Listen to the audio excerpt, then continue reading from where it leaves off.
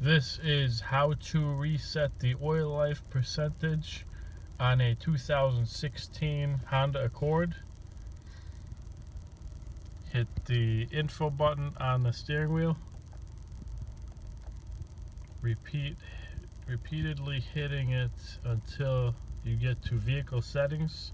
Hit select reset to enter the settings. Toggle through until you find maintenance reset, and then toggle down to hit the reset, and then select reset button to confirm the reset.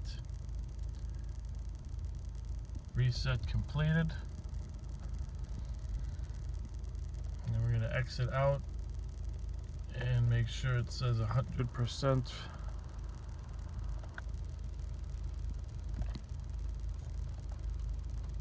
Oil life 100%. There you go. That's all you need to know for the 2016 Accord. Thanks for watching.